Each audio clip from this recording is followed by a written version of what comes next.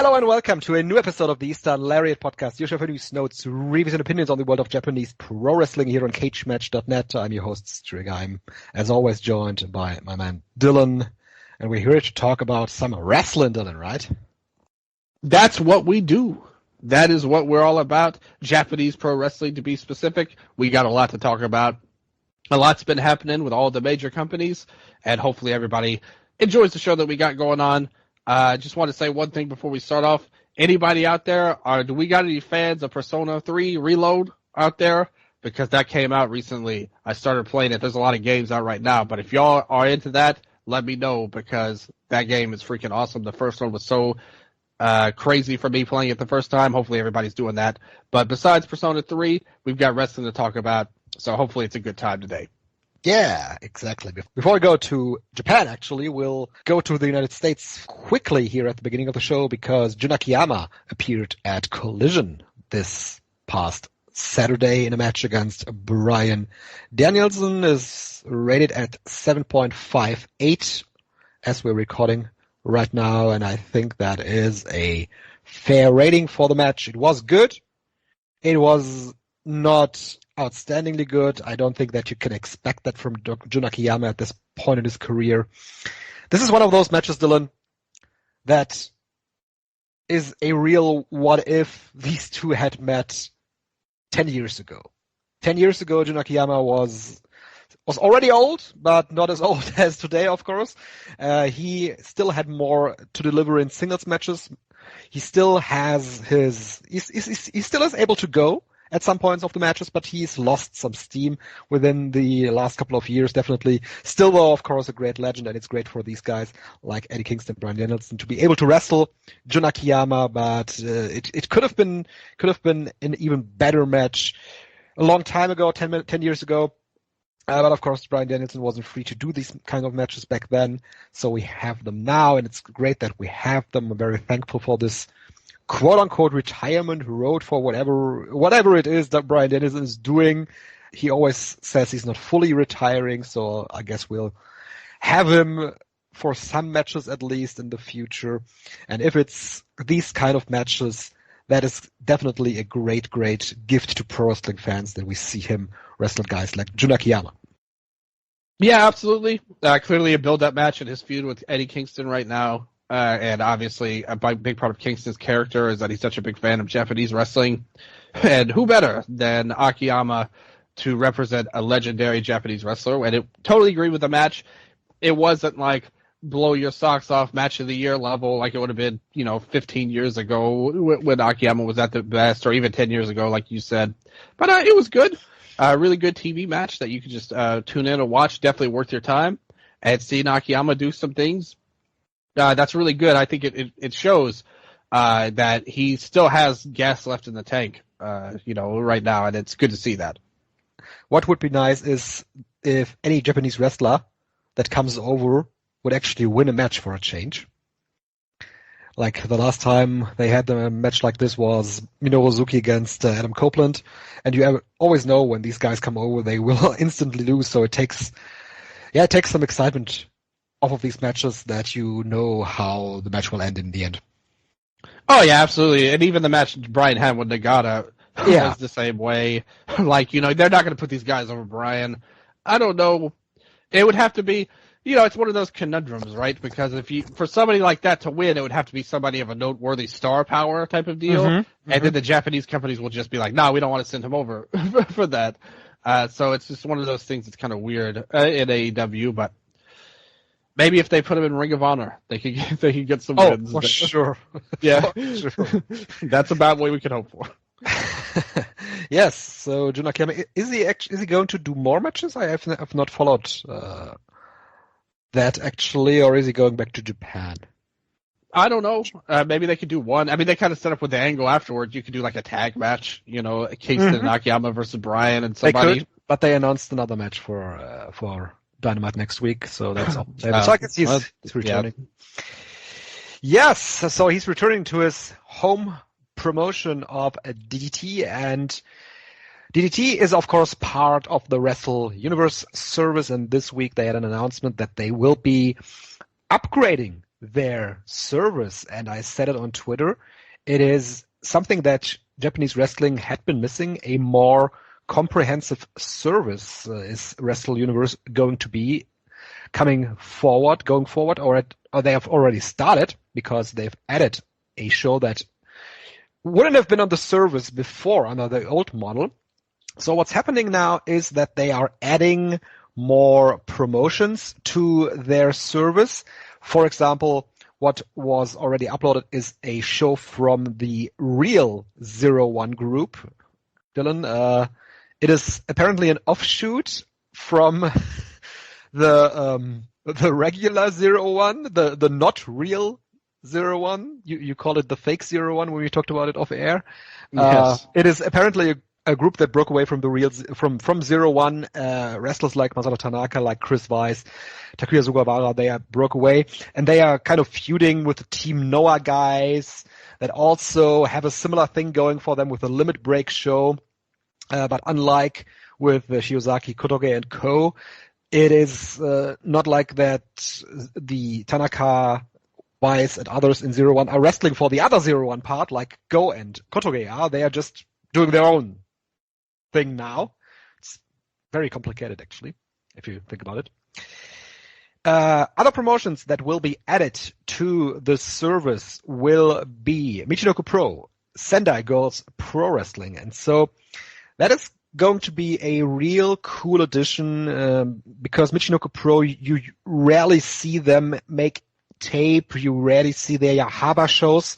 The Yahaba shows are usually the shows where they do the title matches. That's been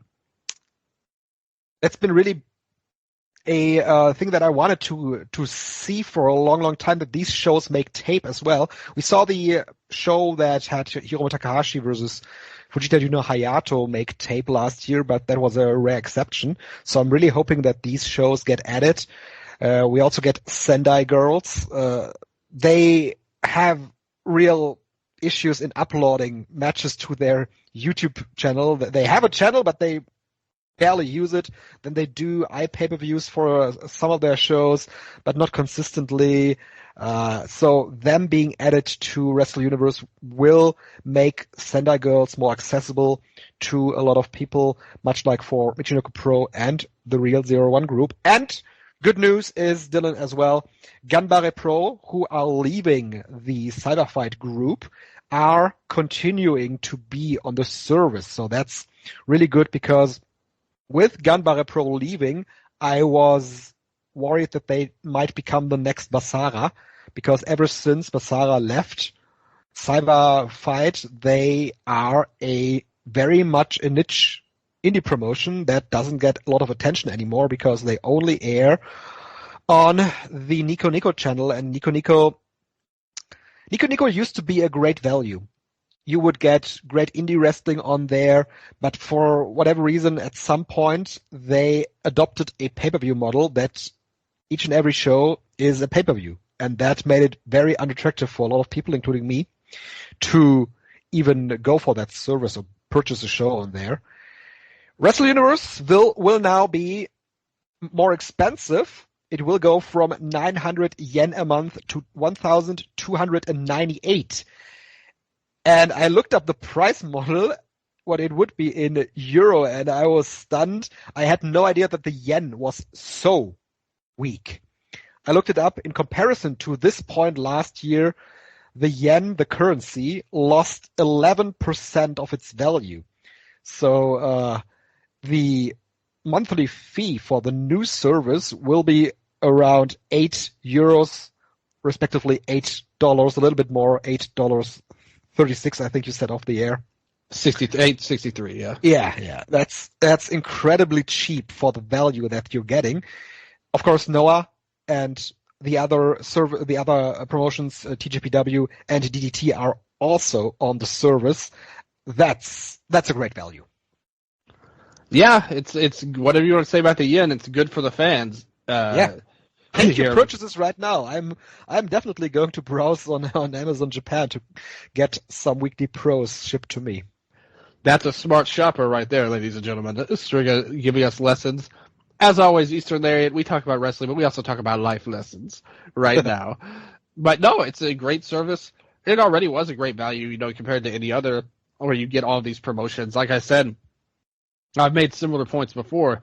Gon Pro, if they had left, they would have become like Basara. Yeah. Same thing with Tokyo Joshi Pro. If they had left, they would be at a totally less, advantageous standpoint if they went to their own thing. And same thing with these other companies coming in. It shows that a lot of these companies are really trying to rally together a little bit to just get something going, to where whatever Sendai Girls was doing before was not getting the job done. It wasn't profitable enough, so they're trying this new route with Wrestle Universe, and hopefully it leads to big success. You don't have Dash Chisako uploading stuff on YouTube. You could have, something, a more dedicated way of getting these shows out there. And obviously for Michinoku Pro, it remains to be seen just how many of these shows we'll see, because we have seen shows on Wrestle Universe like time and again, even from 0-1, they had their show on Wrestle Universe before. But hopefully now with this being more announced, maybe a lot of consistency we hope for, and it'll be a great thing for these smaller companies to get this spotlight. Absolutely. So this is the perfect time to subscribe to Wrestle Universe, because they have some big shows coming up as well in the coming weeks. We'll be talking about that when we go to our next topic here, and that would be DDT. Dylan, they had a Kirkenhall show, Into the Fight 2024, where they had the debut of Kasei Takechi. And this guy is a pop singer, a pop dancer, and he made his debut for DDT. He's a member of the group The Rampage. And you saw him train on some of the videos that they put on this show. And I gotta say, I watched this guy. He was in a 6-man tag in the main event.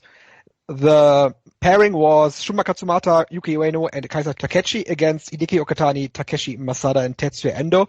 So he was in with 5 very respected and very good DDT wrestlers.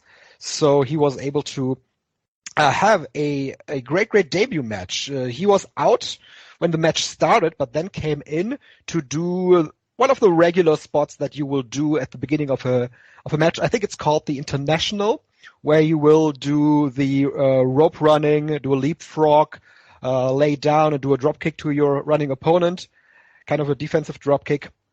But he also did a flawless looking flying body press. He did a great Hurricane Rana to Tetsuya Endo. So man, this guy, he feels like a natural.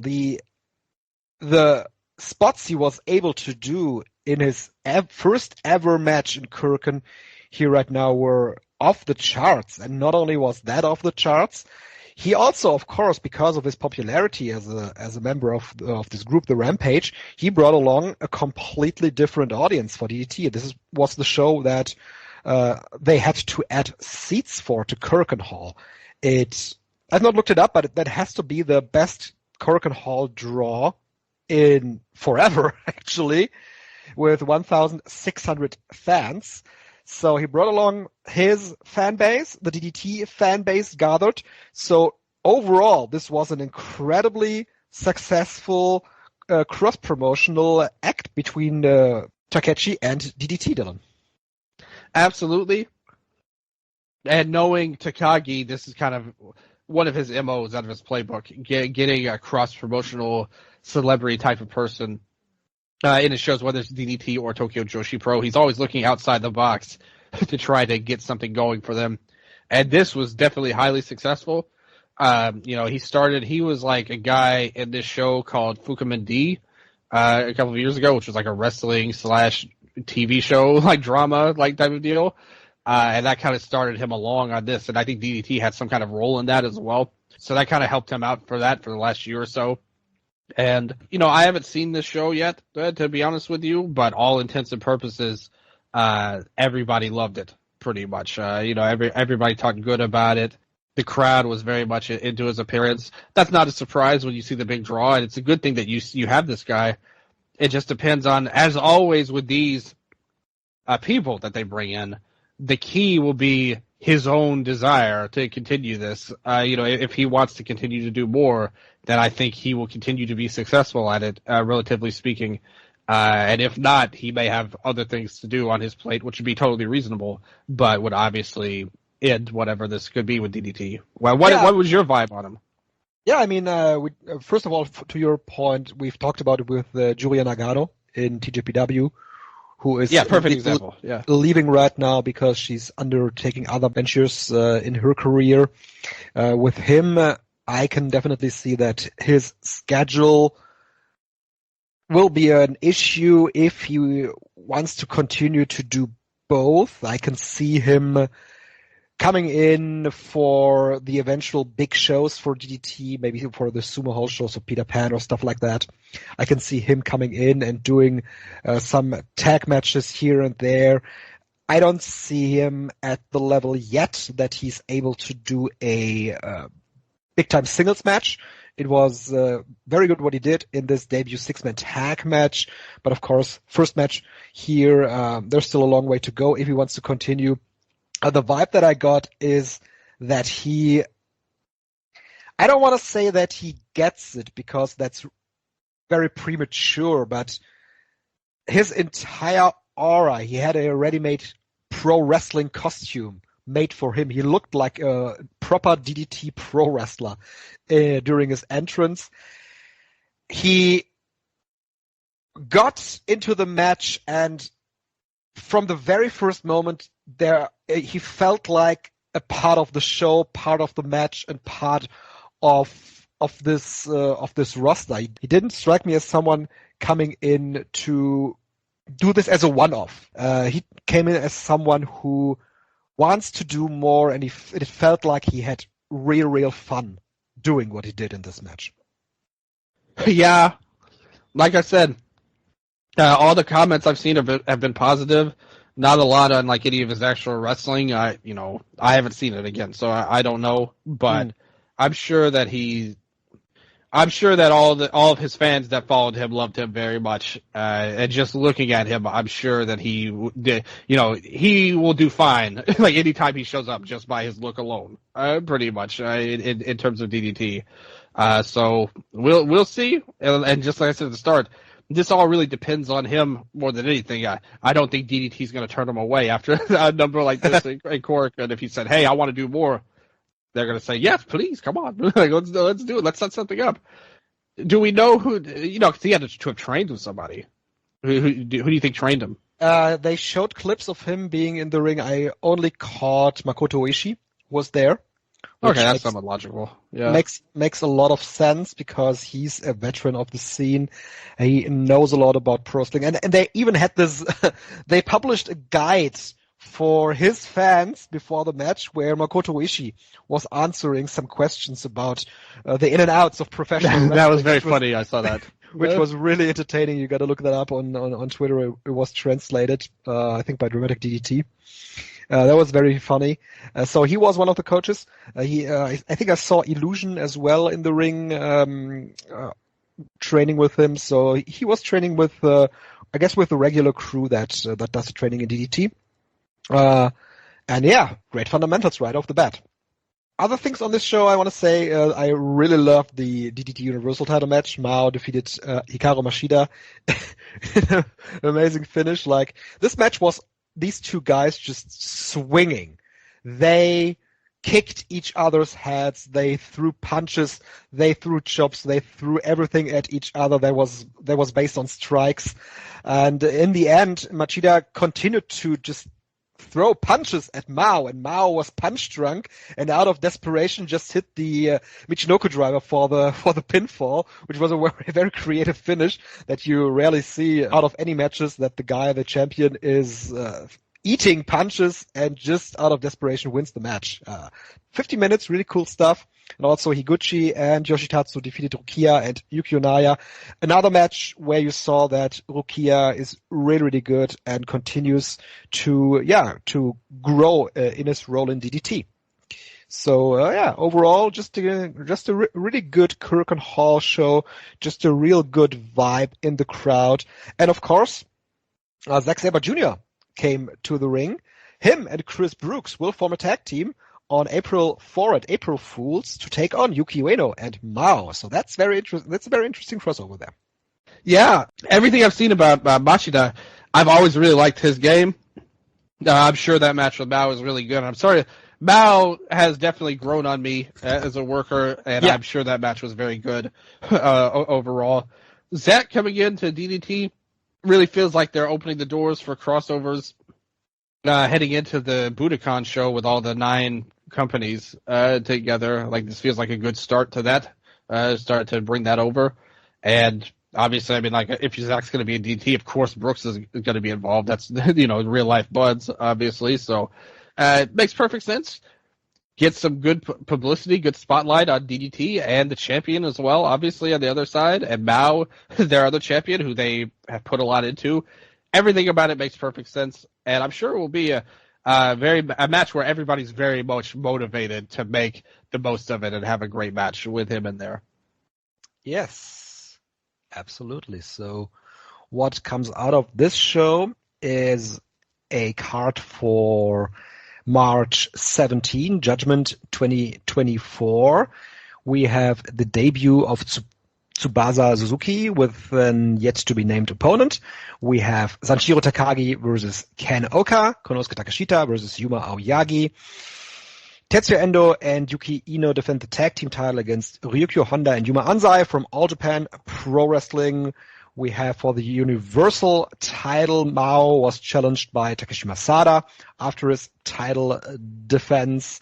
For the Extreme title, Shunma Katsumata versus Hideki Okatani once again. And in the main event, Kyoto Openweight title, Yuki Ueno versus Harashima, which looks to be a very good show, but this will be, once again, a very long one because it's advertised as a 5-hour special, Dylan. Our favorite. Well, with DDT, I've seen worse than just 5 hours in the past. That's true. 6.5. I saw it. Yeah, exactly. So I'll live with it. But also, like, a lot of these matches actually look good too. So yes, all of the singles matches really have potential to really deliver big. I would argue, Hiroshima, that could be a very, like, if they play their cards right, that could really be an elevated match for Ueno. Absolutely. Takeshita and Aoyagi is just like that. Could be that has the ceiling of that match is match of the year level. It might not reach it in DDT, but if they play their cards right again, that could be a match of the year level match with them. And the other 2 title matches, I think Masada is a totally interesting opponent for Mao. Continues his great Universal reign so far, and Okatani going for the Extreme title. These are the guys you want to focus on. I like the importance of the youth on the undercard, ending it with Hiroshima, the veteran, getting one big title shot here. I think it's a pretty well put together card up and down. And then you also have the All Japan involvement in the tag title match. That could be considering where the belts have been, I think that they've definitely upgraded with this match right away over the last years. They did. Do you think that New Period could get the titles? I think so. Because, yes, of course, Konosuke Takeshita is more of an AEW guy right now. But there is 2 All Japan matches for a reason on this card. And it's with one of these matches, All Japan definitely is looking to get a win. And it probably will not be Yuma Aoyagi. So I'm looking at New Period. Give him a DQ finish in that match. Low blow. Yeah. But no, I think you're right. I think that'll give them the edge. They just put them in a good match to have here. Yeah, especially because they really don't have a role right now in All Japan. They are for whatever reason caught up in a feud of sorts with the Voodoo Murders right now. So they didn't win the All Japan Tag Team title. So KOD's Tag Team title seems like a good way to go.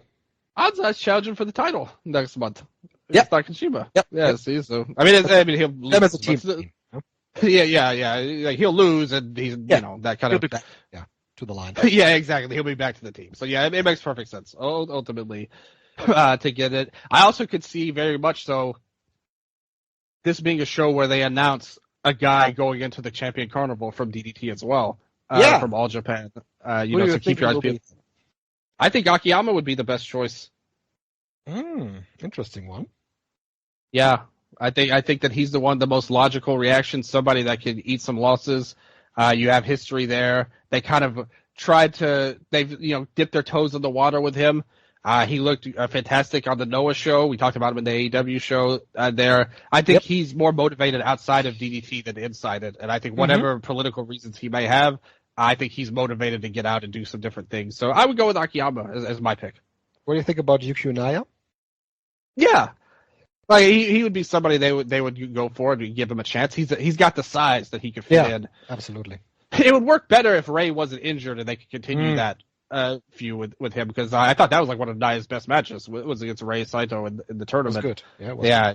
Yeah. See, so I would have liked to have seen that, but without Ray in, I think he loses a little luster personally.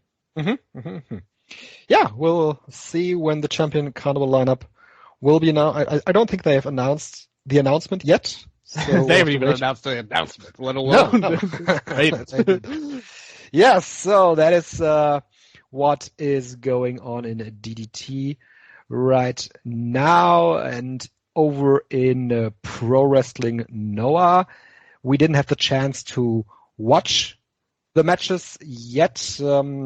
They have the Victory Challenge League going on. It started this weekend with a show in Yokohama, where Dragon Bane and Alpha Wolf picked up a win against Masaki Kitamiya and Daiki Inaba to start off the match right away with an upset. Then Manabu Soya and Shuji Kondo defeated Keno and Owada expectedly. Soya put away Owada. Sex Naxley and Timothy Thatcher defeated Kaito Kiyomiya and Roy Oiwa. Also here, they lost to Oiwa. Maybe a little bit more open this match. And in the main, Takashi Sugiura and Ulka Sasaki defeated Go Shiozaki and Atsushi Kotoge. Once again, Sasaki picking up another win very early in his career. So that tournament is going on as well. And Dylan, you of course also wanted to talk about the show that happened on February 15, Kirken Hall, NOAH Limit Break. Probably the best NOAH show in a long, long time. Yeah, I absolutely agree with that statement. Right away, what made this kind of show stand out, and I kind of mentioned it when we were talking about, on the last episode, we talked about the show with Keno and Wagner on it. Never mind numbers, which I do think this actually did outdraw that Keno and Wagner match show. But even if it was less, but it is more. But the fact of the matter is, listen to the crowd on this show and compare it to most NOAH shows. Yes. They were so much hotter on this show than almost any other NOAH show that I can remember. And it elevated everything. Yeah, I mean, it was just straight up pro wrestling. It shouldn't really be so hard, but there is the tendency in these promotions, in NOAH and of course in New Japan, we'll get to that, to really book convoluted, complicated storylines and shows that are based around a lot of shithousery, I want to say. And here we got the complete opposite of that. We got an amazing show that I loved top to bottom. Here, Togi Makabe, that man actually went to work because, yes, that's a match he wanted to do. And that's a match where he was put in the semi-main position for and not in the second match of the show in a completely meaningless 8-man tag. Man, I wouldn't take a bump if I was in the second match on a New Japan show against the House of Torture either. So good for Togi Makabe to show up here to work. Great semi-main event as well. I loved it. Masato Tanaka against Mohamed Yone. Yone, I thought, best match of his in a long, long, long time. They all seemed so motivated. Sekimoto and Sakuraba. Maybe it wasn't the match that a lot of people were hoping for, but still the confrontation between these two was cool to see. And of course, you mentioned it, Jun Akiyama also very motivated in the main event. 30-minute time limit draw. I was a little bit skeptical when I saw that Akiyama and Nagata, two old dudes, were in this 30-minute match, but it totally worked out. It was a great, great opportunity for Atsushi Kotoge to shine. For him, I think this show did the most. So if you haven't seen Limit Break on Wrestle Universe, check that out. Best NOAH show in a while. Yeah, I completely agree with what you said about people being motivated on the show. I wouldn't say any of the matches were particularly great until the main event. Although I enjoyed them. You look at the ratings on here, I thought the Sekimoto Sakuraba match was better than the inmates did. Yeah, me too. And I thought that was like a really interesting and super fun like matchup that doesn't make any sense in your head, and you just have to watch it to see how it plays out. And I thought it was a really good match. Tanaka Yone, totally agree with what you said. And Makabe, obviously, as well in the main event for this really random match to see him and Fujita, of all people, square off was like, this is just like interesting matches that, you wouldn't expect on any kind of show. Even the Ishikawa versus Owada, I thought that was like a really good match. Oh, Owada's great. Yeah, like I'm definitely buying into Owada. Now that I always thought Ozawa was a little ahead of him, as he should have been, because he wrestled a lot longer, like a year more than him. Now that Owada's kind of the dude in terms of the rookies, the young tigers, as I call them in Noah, he really stands out. It's like, okay, you've got something in this guy here, and who better to bring it up than the big dog himself here? I thought he made him look great here. The crowd was rallying into it. I just thought it was really good, and definitely another guy who gained something. I agree that the matches probably didn't stand out. None of these matches will be in conversation when we go to the half-year awards. Yeah. But the overall vibe of this show was just something different that we have not seen from Pro Wrestling Noah.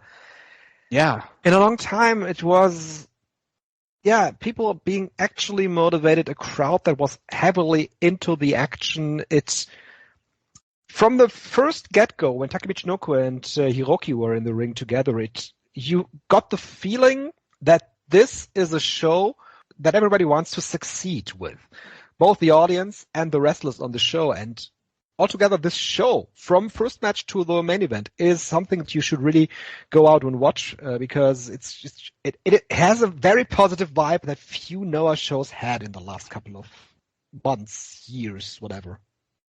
And it helps that every match had like some kind of meaning to it. It's not like 8-man tag with random people we don't have anything more for. Yes. Like the whole show had its, everybody had their spot on there.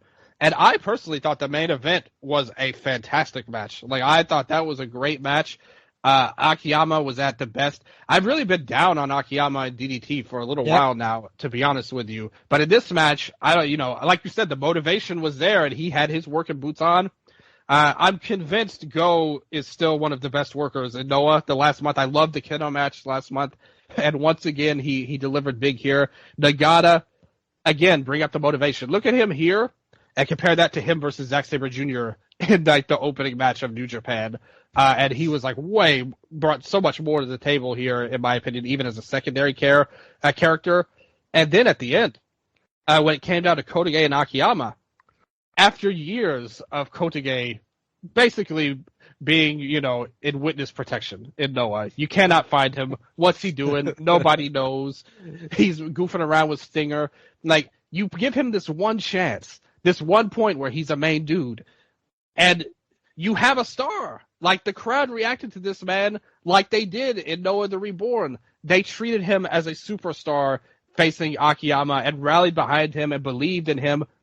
And he delivered, even though it wasn't a draw. It was more like a win for him to hold up against the heavyweights here. And he felt like totally on board where they were when they were the tag team champions in 2018. After all these years of wasting Kotage, he showed he could still be a great person to use on this roster. He still had all the things that made him so special before, and I thought he was awesome. And Akiyama, I would love to see that turn into a singles match of some sort. But I am happy with the team as well. I like the direction they've gone with Kotage, pushing him more as a heavyweight. To be honest, getting out of the junior division is an automatic boost, no matter who it would be. That would be out of the juniors in Noah. So he is a huge winner of Limit Break and getting the team back on track.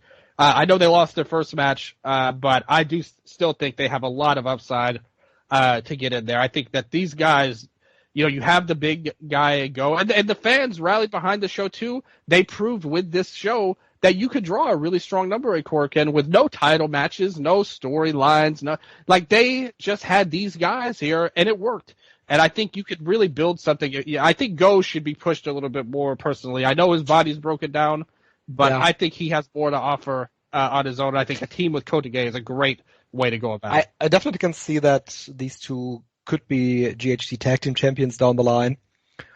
what I see for Go Shiozaki is not the GHC heavyweight title this year. I don't think that they'll give him that again. But with the storyline in 0-1, I can see him holding the world title of 0-1. The real 0-1 world title. The real world champion. Yeah, and they did win on that show that they put on Wrestle Universe. They were the winners of the main event. Yeah, that show wasn't that special, to be honest. But no, don't watch the Kubota matches. Yeah, watch Limit Break instead. But Kotoge and Shiozaki, I think, could be a great tag team. They were before, and it just goes to show, like I said, this guy's been pretty much wasted forever, like the last few years. And just to bring him back, it showed how easy it is to turn somebody around if you give him a chance. And actually put a modicum of effort into it with somebody like him, because he's talented enough to prove it, and we'll see what happens going forward in the tag league. We kind of talked about it a little bit in the last episode, but I still stand by what I said. I think they should be one of the favorites to win. I think you have upside with Kaito and Oiwa and Sugiura and Sasaki as well. Kaito and Oiwa lost their first match, but Sugiura and Sasaki won, obviously. But I think there's upside there if you want to push a younger guy in there, but with Noah, you can't really ever trust that is a part of the plan. I do think Sasaki, they might be the one, because of the way they've kind of rushed his push along. They might want to give him something, and we'll talk about that a bit with New Japan.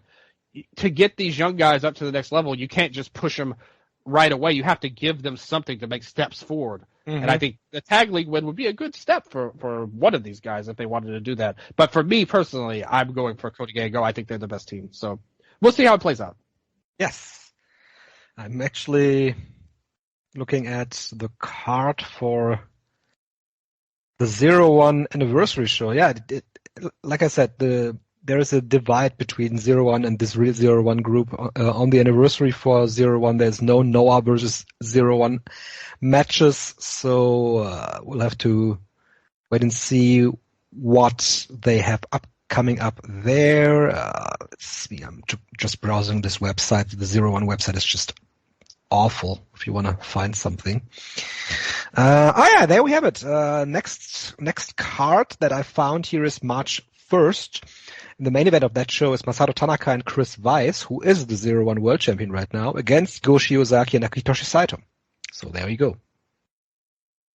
Oh, yeah, that makes sense. I mean, they're going to need, if you look at Real 0-1, it's like, what, 5 guys? Yeah, 5-6 guys. Yeah, it's like Tanaka, Sugawara, Weiss, and the Kubota brothers as a group. Yokoyama is there too. Oh, and Yokoyama, yeah, of course. Oh, we cannot forget Yokoyama. No. I apologize for that. But yeah, it's like those guys, you can't just run a promotion with 5 or 6 guys unless you're like Seedling or something. But interesting enough is on that card, actually, they do have the other 0-1 guys on there as well. There is the Kubota, Hide Kubota and Nobutaka Moribe against Shoki Kitamura and Yunya Matsunaga from the other 0-1 group. So there is a crossover. Didn't Kitamura say he was leaving too? Is he now real 0-1?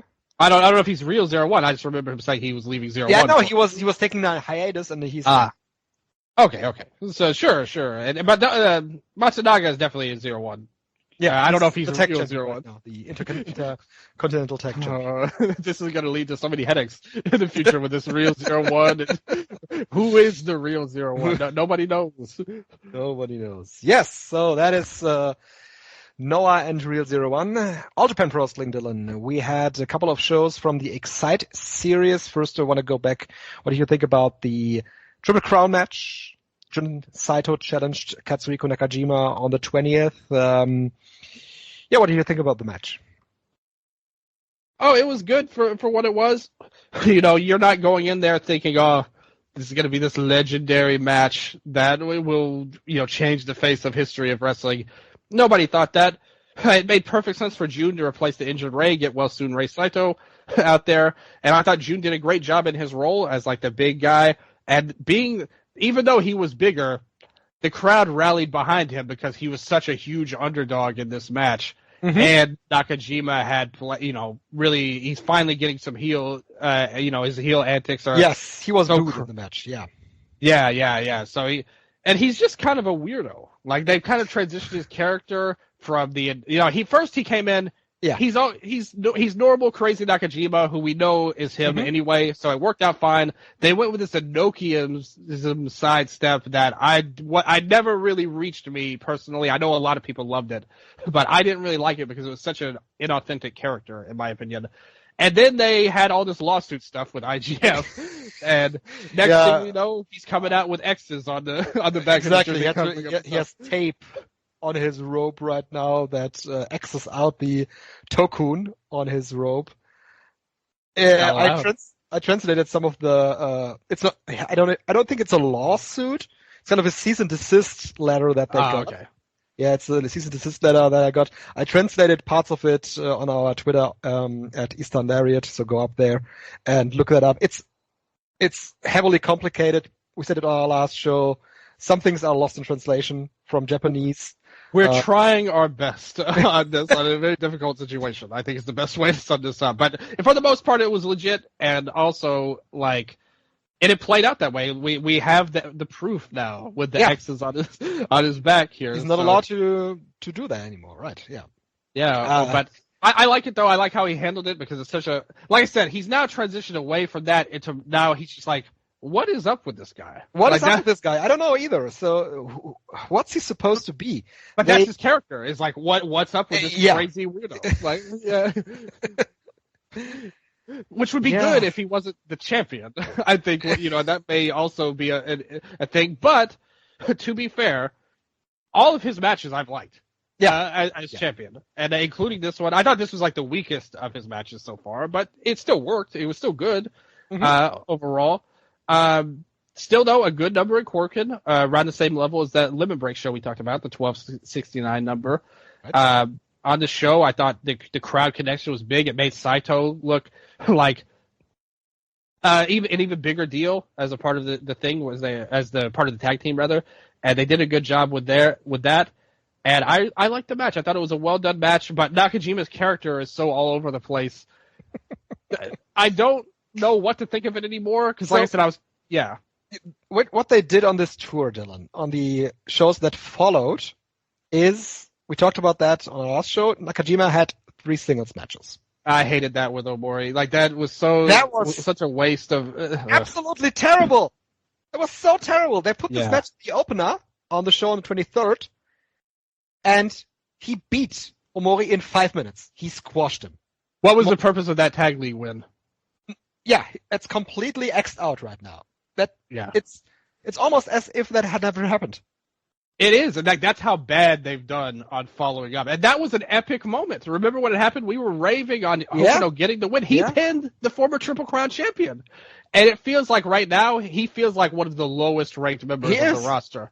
He is. He lost to the champion in 5 minutes in the opener. And the crowd was completely deflated by that. Yeah. Nobody wanted that. Yeah, like 1,000% right. I think you made a great point on the last episode where you mentioned that he was a victim of this Enochiism gimmick. Because if you remember, Nakajima was just himself when they won the tag league, and they did all of that. And then a week later, he's doing the Enochiism stuff, and basically this tag team ceased everything is out of the window. Yeah, and it really screwed him over. And it's such a shame after such a big win. He looked fantastic in it, and I thought they had a ton of upside with him. I think in a perfect world, he would be getting the title shot instead of Anzai next, in my opinion, for multiple reasons. I'll get into. But that's the thing with Nakajima. All of his work has been good. There's no evidence that this has had a negative impact on their business in terms of attendance. So I can't help but give them a thumbs up on it, even if there's parts of it I personally don't like. Yeah, we'll see some of the effects of this in the next coming months. Hokuto Omori, I think, is a very good example of that. Last year, we were raving about All Japan and them elevating talent and talent elevating each other. We'll see how that continues in the next coming months, because the handling of Hokuto Omori right now is a real red flag. And I think you could say the same about Aoyagi, to be honest with you. Like I said, look at where he's at now compared to where he was just a few short months ago. And I said it back then that it was something to pay attention to, and unfortunately, it was basically been the worst case scenario up to this point. Now, to be fair, we do have the Carnival coming up in a couple of months, and that's probably going to be used to rehab some of these guys. And I'm going to say it again. It's another thing, a point I'll make in New Japan. You can say that about multiple people. It's not everybody can get rehabbed in the Champion Carnival. Somebody is going to end up taking a fall, and it may not be somebody we like. That's also where I kind of wanted pump up brakes a bit and give them the benefit of the doubt, because the Carnival can help out for some of these wrestlers. Then we have, like you said, we have the match coming up in Korakuen Hall. Is it on the 9th? Is the title match on the 9th or on the 17th? The Yuma Anzai challenge. Yeah, you're right. That's a Korakuen Hall match, right? It's a Korakuen match, but I'm right now looking at their schedule. Okay, either way, I'm going to make a point while you look that up. Yes. And you can figure it out. Because either way, my point stands. I don't like Anzai challenging for the title right before the Carnival. Because to me, there's really less than a handful of people that I think are believable winners of the Champion Carnival to get the title shot versus Nakajima. And he was one of them. I think and now more or less, him getting the title shot right before the Carnival more or less means he's not going to win the Carnival. Like, at the end of the day, you just eliminated one of your main guys that would have been, on paper, one of the guys you look at. Obviously, Kento is who everybody is going to point to and think might win. But now it's down to him and Suwama. Might be the only two that seem like remotely believable at this point. Maybe Aoyagi as an outside chance. They would have to really rehab him based on how they've used him lately. And he's going to take a loss to Takeshita coming up in a singles match. So you just knocked off one of your guys. I would have rather Suwama gotten the title shot in March or somebody like that I don't want to win, to be honest, like that. But or at least somebody that maybe like Jun, like there was like 0.0000001% chance that Jun was going to win the title here, or Ray if he were in the match. But still, it was worth something. It was effective. It totally made him look great. He gained something from the match.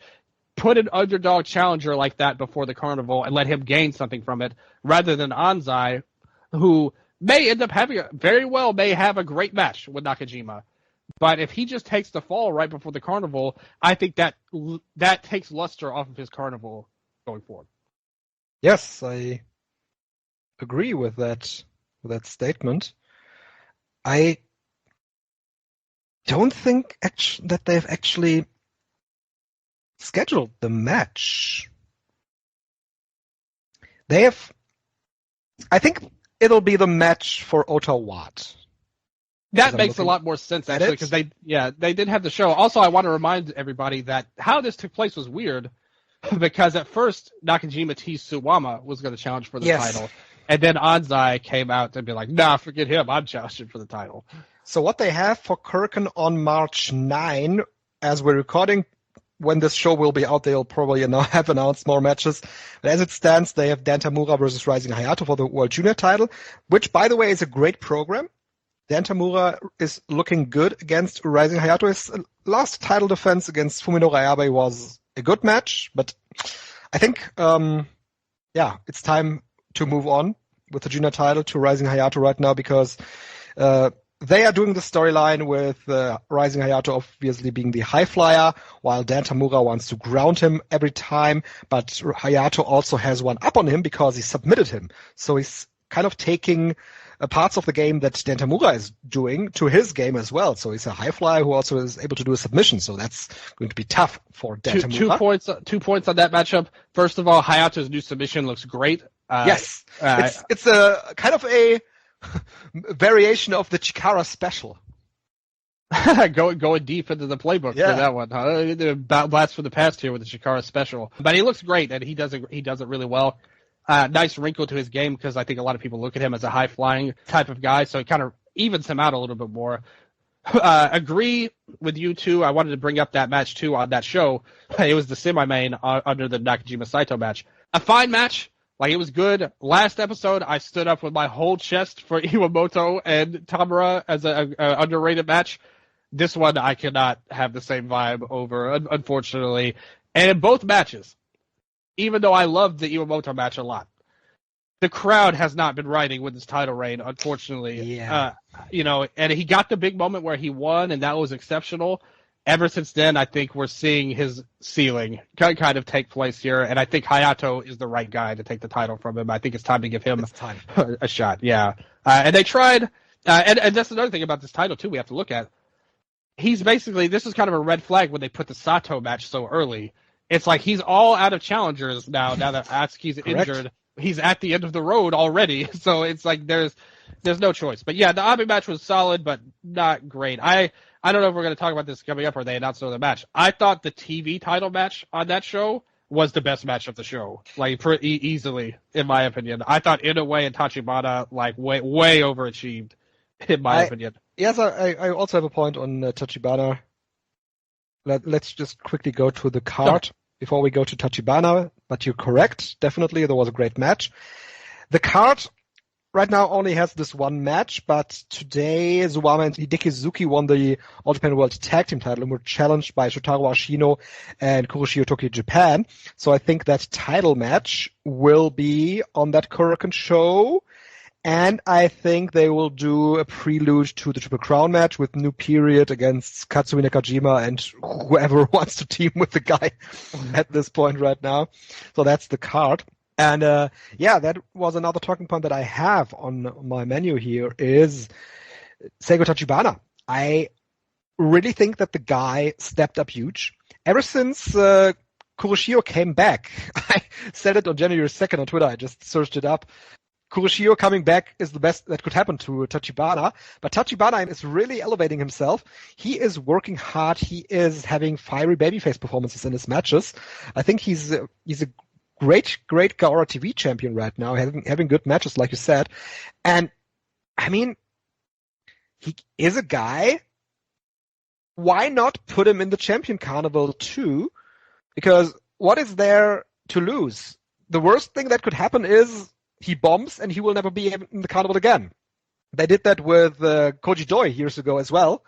And he wasn't the guy that could convince anyone in the tournament, and he was out. So for Tachibana, I think he would deserve a chance. Yeah, I think that I definitely agree. I thought even I talked about it in the Real World Tag League last year. To your exact point, teaming with Kuroshio definitely helped make him look better by the team pretty much in there. And then since then, he's really been off to the races and doing a great job. And I think he's been a solid champion. Remember, this is the TV title we're talking about, so he's having to overcome having a title that doesn't actually mean that much. The one I didn't think in this match, he really wrestled more. This was the first time, him versus Inoue, where he got to be the guy in charge of the match, so to speak. Inoue was the underdog here, and I thought I've always been a big fan of Inoue. He came out with new hair for this match with the kind of reddish hair away.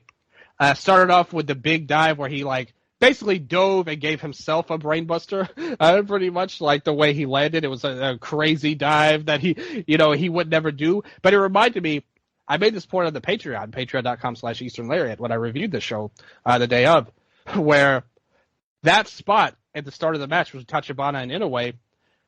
That reminded me a lot of the when Anzai faced Nagata and Anzai did the moonsault, and it looked like terrible, but it was perfect for the context of how they did it, in that he's such an underdog and still in this rookie phase that he had to do something that he's not in, that's not in his playbook, that to just get to that next level he hasn't been at. And I felt that same way with Inoue doing the dive. And that led to a great match. The crowd was rallying behind Inoue big here.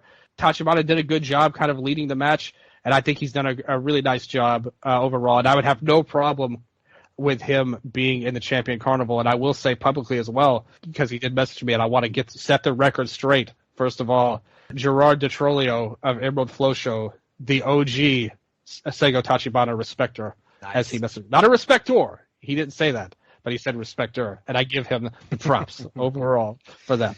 Yeah, we'll see if Atsuki Aoyagi will be ready in time for the Champion Carnival. He suffered No, he's out for a long time. ACL. They didn't specify the injury that he has, actually.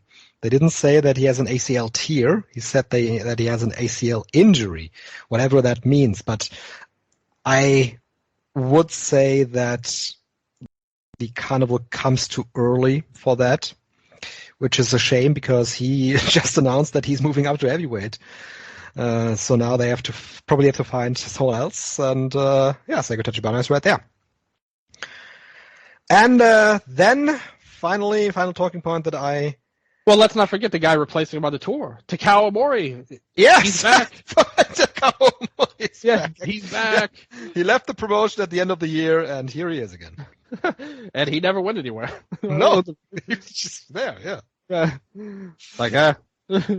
I'm coming back, guys. One more thing, the other singles matches that Katsuki Nakajima had were better than the Hokuto Omori match. He beat Ryo Inoue in an interesting match. I liked that style-wise. That was really cool. Then he had a good match with Ren Ayabe as well. So that was good stuff there. And the show in Kyoto today saw new tag team champions. Hideki Suzuki and Suwama defeated Kento Miyahara and Yuma Aoyagi. And this was a long match. It was 25 minutes long. And for the first half, I really had trouble getting into the match. Dylan, I didn't think it really had any real drive to it. But the second half, the final, I would say the final 8 minutes of the match, where it was all about Yuma Aoyagi and Suwama and Yuma fighting against Suwama. I really liked the babyface fire that Aoyagi brought to the table because he always does. He's a great guy. Yeah. So I liked the final minutes of the match, but for the most part, I wasn't really into that. Yeah, I haven't seen today's show either, so I missed that match. I will say, I thought the Hideki and Suwama singles match was super disappointing and not that good, actually. It was okay, but I think that when you see Hideki's singles match, you really have higher expectations. And I haven't liked this team from the jump. Like Hideki and Suwama, I don't think they have any chemistry. No, they don't have any chemistry as a tag team. They have this funny shtick right now where they carry out each other after their matches. And on the Kirkenhall show, they did this thing where Suwama was carrying Hideki Suzuki, and Hideki was still applying the sleeper holds, so Suwama was falling to the ground all the time. And they did it kind of in reverse after this tag title match here, so that's at least some funny bits. But for the most part, I agree with you. I think this is just somewhat of an inside joke between the two, and it's not in any way, shape, or form helping the tag division in All Japan. I'm not surprised they won the title, though, because I didn't think they were going to put the title on Kento and Yuma again. Yeah. Right before the Carnival again. So if they had won, I would have been really worried about Suwama winning the Carnival. To be honest with you. So I'm kind of glad for this, but again, I haven't seen the match, so I don't know. But hopefully it turned out well enough. I don't know what they're going to do next with this division. The Saitos are out, obviously, right now with Rei. Ideally, you could have had a couple of different tag team formations with Atsuki if they wanted to do something with them in Hayato or Yuma. That's out now. I don't know, like who's left this division to go? Well, they used to be this tag team of Nakajima and Hokuto Omori, right? Yeah, they won the tag league. Right? Like I said, Shotaro Ashino and Kuroshio Tokyo Japan are challenging. You have a new period. No, Ashino and what? Ashino and Kuroshio? Well, no, yes. We don't want that. Yes. We don't want that. That is who challenged Suwama and Hideki after the match. I'm fine with Ashino, but why team with Kuroshio? That's man. Okay, fine. What do you want me to say? It's just. It's not. I'm not blaming you. I'm just expressing my disappointment because I think Ashino and someone else could be a great tag team. Yeah. Just not just this particular person. Yeah, that's what happened. Yes, so that is All Japan for now. Much like we said, the cards are not really drawn out here at this point, so that is all we can say right now. Transitioning over to, already the final talking point on our show here, New Japan Pro Wrestling, Dylan. Let's go back to the new beginning in Osaka. 2 weeks ago, actually. The show happened with the much beloved Bryan Danielson versus Zack Sabre Jr. match and the insane steel cage match. A show that had a rating of 8.63, and we both said this probably was the best New Japan show that they've done in a long, long time. And we talked about the cards for this weekend, actually, in Sapporo, and, well, the cards didn't really look good. But I don't think that the two of us, or that anybody listening to that show could see coming what happened on the first night of the Sapporo double shot with a show that has a rating of 4.33, and I'm so puzzled about everything that is going on, or that was going on this show. I said it after the show. I sat down and watched it as well and compared it to the Osaka show. It feels like a completely different company. The Osaka show felt like a real good vibe show for New Japan, and lots of wrestlers were off to the races, coming off of their storylines right there. And of course, yes, we had the travesty of the tag team title change in Osaka as well. That has to be said here. But overall, it was a real good show, and the cards were set. And man, I want to say that Mayu Iwatani versus Mina Shirakawa was the best match of the show. And that it wasn't even like a standout match. It was okay at best. We had Sho defeating El Desperado for the junior title, something that everybody had to see coming after the stipulation that in case of a loss, Sho had to join the Strong Style faction that even before wasn't even a faction anymore. And now Minoru Suzuki is gone from New Japan apparently, and El Desperado is on his own. Evil defeated Shota Umino. I want to say I didn't hate this as much. I think it was much better than the Sho and Desperado stuff. Riddle defeated Tanahashi for the television title in under 9 minutes in a match that fell completely flat, and the crowd didn't care about that in any way. Nick Nemeth, in his first match in New Japan, defeated David Finlay. David Finlay, he came off of this amazing victory over Will Ospreay in that cage match. And what do they do right away? Yes, they take the title away from him. Much like they've been bouncing around Finlay from losses to wins in the last year or so, they continue to do so. And when you look at all the champions right now, everything that happened on Wrestle Kingdom was nixed out. The only one that still has the championship that he won on Wrestle Kingdom right now is Tetsuya Naito.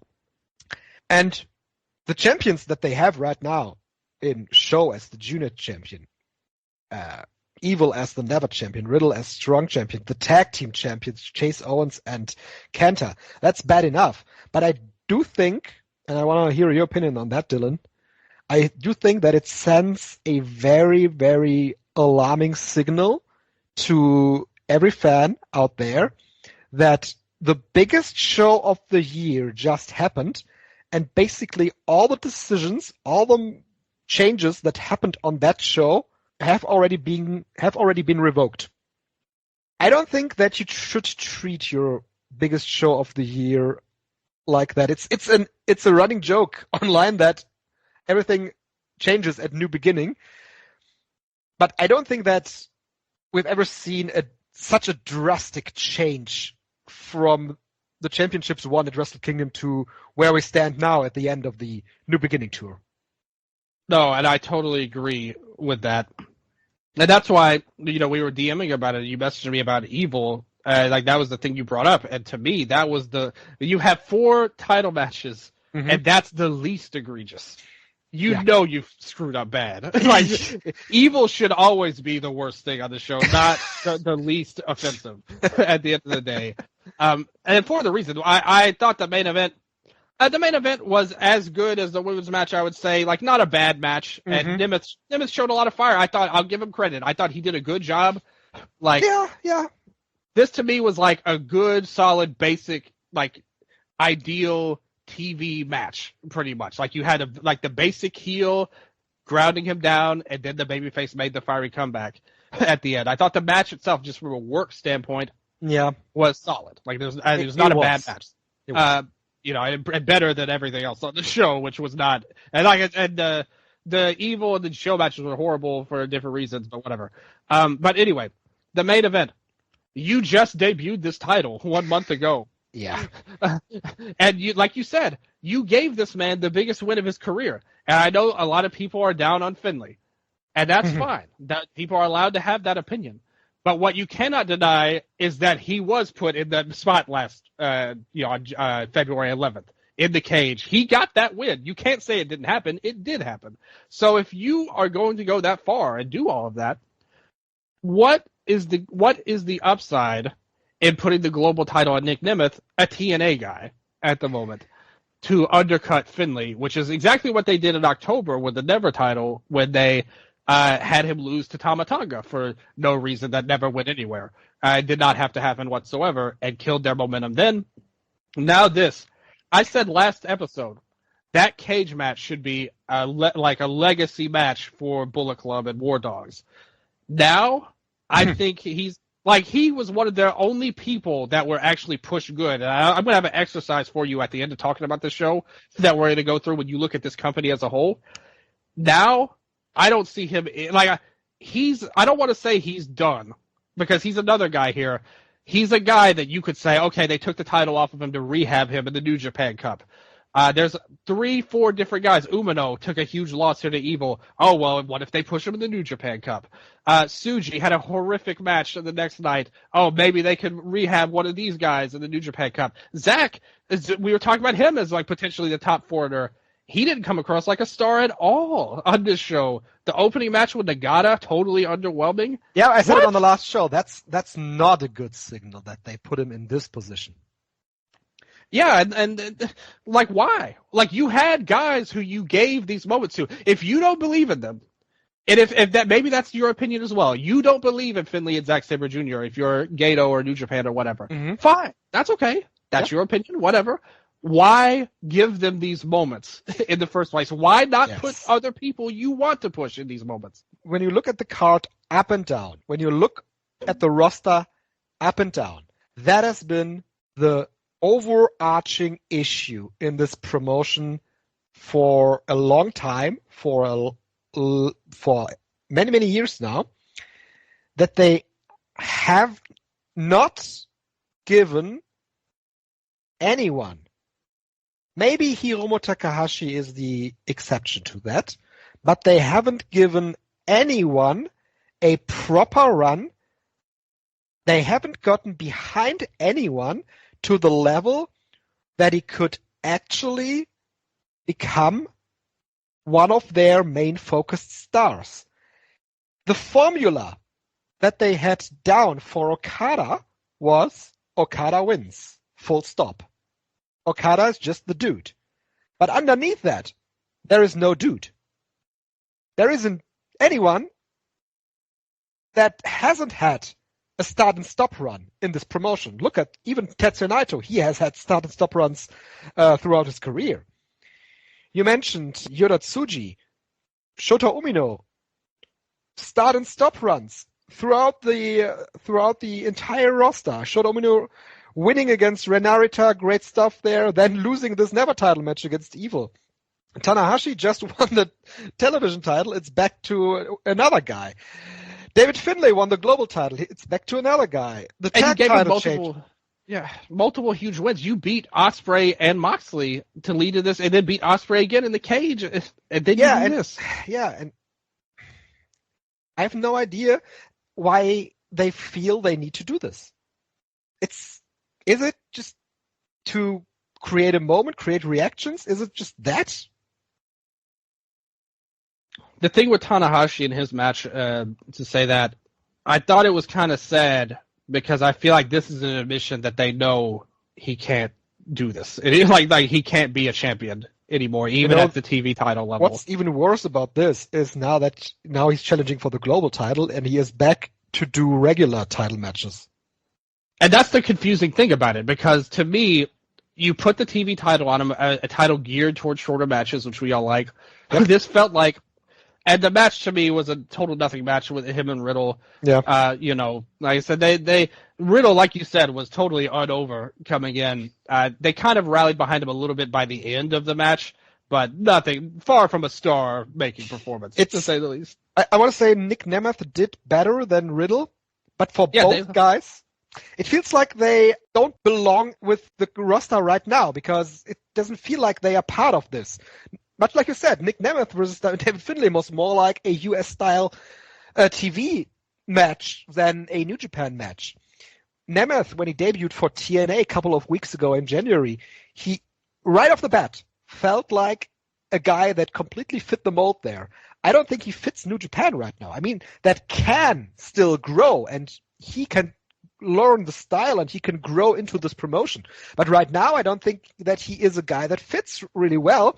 And what do? They give him the title in his first match. And to his credit, they did. I thought he did a good job on the promo closing the show. The crowd seemed to like that as well. Like I said, I'm not completely. It's nothing against him. It's just the timing of it that really irks me a little bit because you just totally undercut somebody you put all this time into coming in there.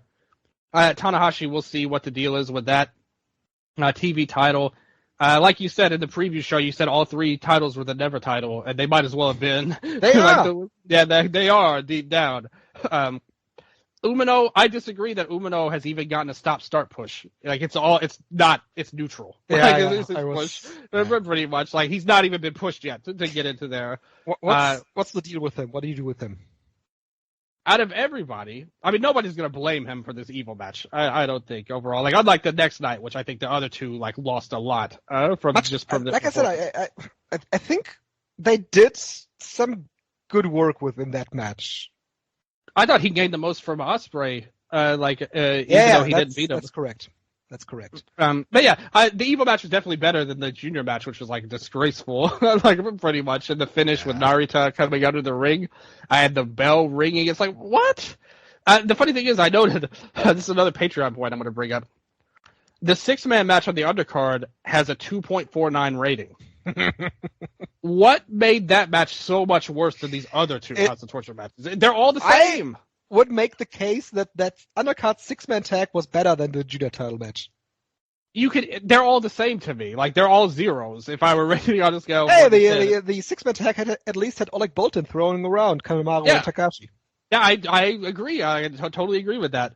But they're all bad, so I don't know how you could rate one over the other. The worst one was the junior title match, just because the finish was completely absurd, even by House of Torture. Trash. It's absolutely trash. Yeah, but ideally, like I said, there's only one right way to use any of these guys, which is to fire anyone who suggests using them on your wrestling shows, because that should never happen. They negatively impact just by their existence, they negatively impact the prestige of these shows, in my opinion. The women's match, totally average match, I thought, and the crowd, I agree with one of the, I was looking at some of the comments. Somebody on Cage Match said that they should have build-up tags on the New Japan shows, and I totally agree with that because the crowd had no clue who these women were. And they even mentioned that on English commentary. Walker Stewart said maybe there's portions of the audience that see these two women for the first time, and yes.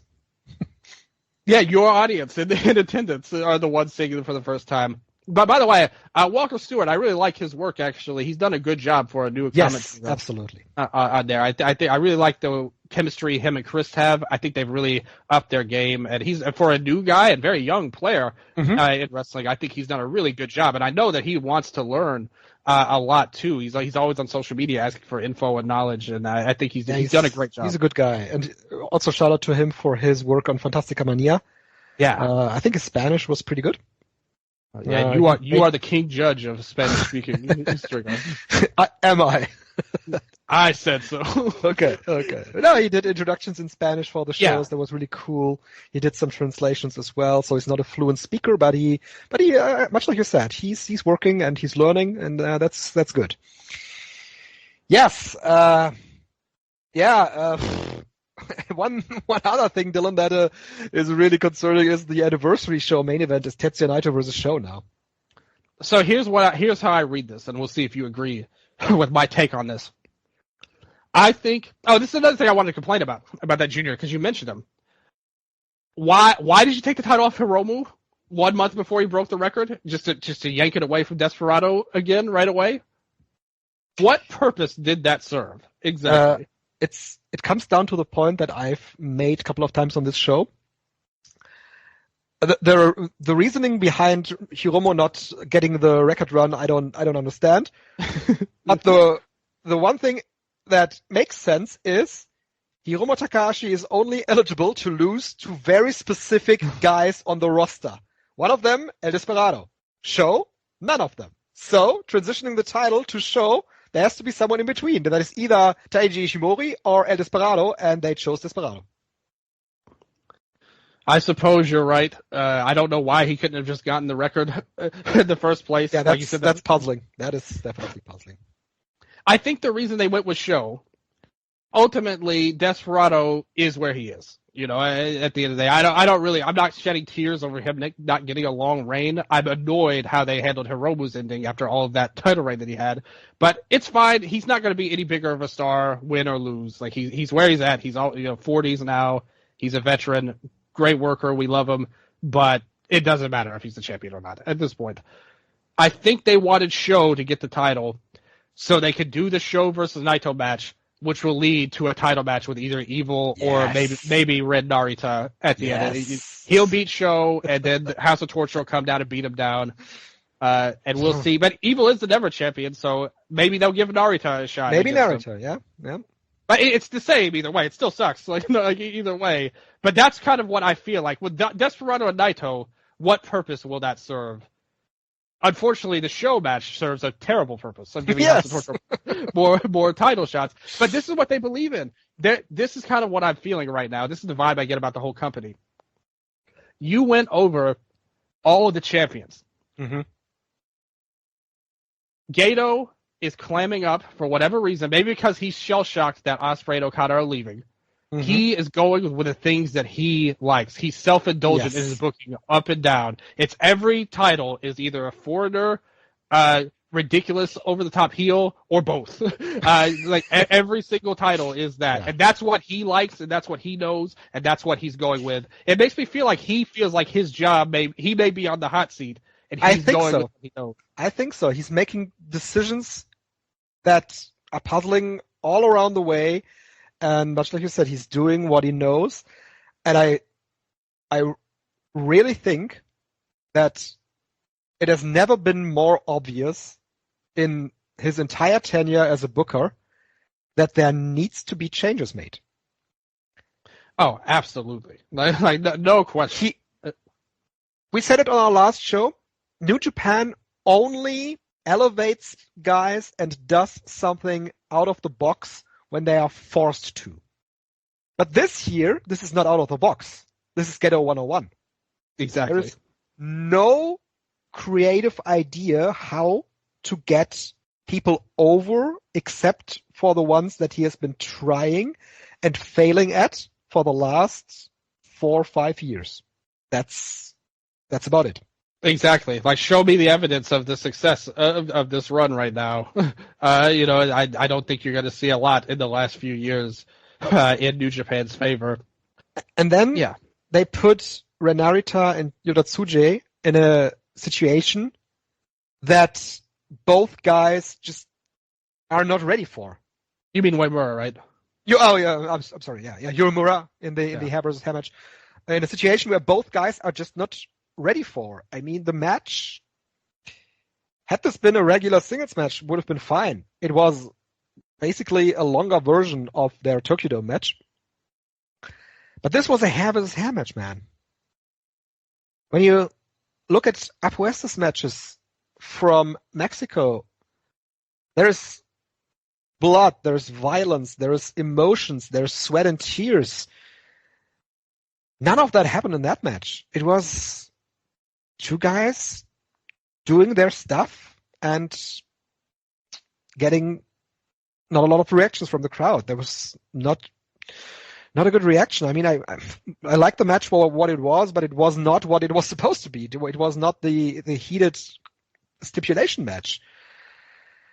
Yeah, and now, of course, Yota Tsuji saved his hair, but where does that put him right now? Where does it put Uemura? I think the entire hair versus hair thing, they build it up nicely, and I thought going in it could be a good payoff. But when you look at it, it was more of a situation that was produced and didn't really feel organic. I totally agree with that, and I think that was the first problem. Second of all, shame on whoever, it's easy to say Gato, but whoever put this match up to go near 30 minutes here on the show. You totally undercut both performers here. And all this did was whatever hype that you could have had for Tsuji, especially. Uemura has wrestled all right. Like, not a bad run so far, but not anything where you're like, oh, this is the dude. Like, he hasn't shown anything like that yet. This only went to prove that they're not ready at all. And that I don't know why they decided to go that route. The one positive in this match is a point I made earlier, and I'll bring it back again. With everyone else of this class here, Tsuji, Uemura, Narita, and Umino, none of these guys have actually won anything in New Japan. and now you at least gave Tsuji a win. Yeah. It's such a low stakes. If you go by it, none of these guys have beaten anybody of note. The closest one would be Narita, who beat Ishii in the TV title tournament. That's the biggest win these guys have at this point. And this at least was a blow-off and a gimmick match. It was bad. It's not well liked. It didn't accomplish a lot. But and he tried to save it with Okada at the end to try to bring something. But Okada, one of my least favorite tropes of this two-set show was everybody trying to get a moment with Okada. And the ultimate best, and it's going to be a meme for the entirety of his career, is Great Okada. Yes. What the actual fuck was that? Oh, he's finished. Like, he's totally... Dude is done. Yeah, like, and he was already kind of done, let's be honest. But any hope or prayer that you may have had ended with him walking by him holding that belt up, looking like the biggest geek that's ever geeked in New Japan. Yeah. No, I'm not gotten to. No. He might be the lowest ranked heavyweight in New Japan right now, like as the King of Pro Wrestling champion. TJP hasn't had a match yet as a heavyweight, so maybe he's lower. I think I would rather be in TJP Aswang's spot. He was in the cage match, unlike Great Okada. Yes, that's correct. So they had the opportunity to pick one or the other, and they picked TJP in that. So I think he's the lowest ranked heavyweight on the roster. And he has a title. And he has a title. On top of it, it's him. It's going to be him and Yano and Bushi are going to be this division, and maybe they'll unfortunately put Taichi back down there. But he got a win. They actually gave him something. Is Taichi is the guy ever getting somewhere with these W's he's getting? No. Well, and they did try. That's one good thing about the second show. I thought the second show was a lot better than the first one. The first show wasn't hard. Well, exactly. The first show to me, I said last episode that show in Osaka was the best New Japan show in years.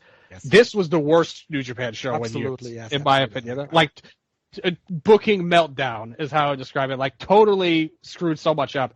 The second night was better, for sure, I would say. And you got guys like Taichi and Doki getting wins. It felt like there was, and I didn't like the main event. I didn't like the hair match, but there was at least effort put into this to make it seem like it was something there. But yeah, Doki getting Hiromu, gives you a junior guy to go for the belt now. In my opinion, by far the best match of these two shows. Yeah, I agree. I like this better. I think the Taichi and Shingo match was good, but I like the Doki and Hiromu match. I mean, the first show had nothing even like... No, not remotely close, but I also like the Taichi and Shingo match, but Hiromu and Doki, they have great chemistry. Doki, man, I love seeing him at the win, but what's this mean for Hiromu? Like, you went from the record-breaking champion to not only do you not break the record, now you lose to Doki. And it's like, what? Yeah, I mean, that would be a signal he's done in the judo division and move up. Oh, please. Please give us that. Like, nobody needs to be in this junior division anymore. But I think Desperado's moving up as well, isn't he? Or he should be, at least. Sure, why not? Like I said, they need guys. I mean, Ospreay and Okada leaving, they need people to fill this heavyweight division up, and they're the two best ones. There are spots open, yeah. All right, so with that said, Oh, did you have any thoughts about our wonderful title match here? Sonata going for the rematch, like a nothing match, in my opinion. Total nothing match. Sonata apparently really hurt. He couldn't do any spots with Naito. They fucked up the Destino. They fucked up the Tornado DDT. That at least was picked up with a finish where Naito did the Tornado DDT small package thing. But man, Sonata, I think he has a biceps injury of sorts. I think I read that. He needs to get something done with his biceps, I think, and return to form when he's able to. I am completely clueless why they thought it was a good idea to put this match here, this title match on.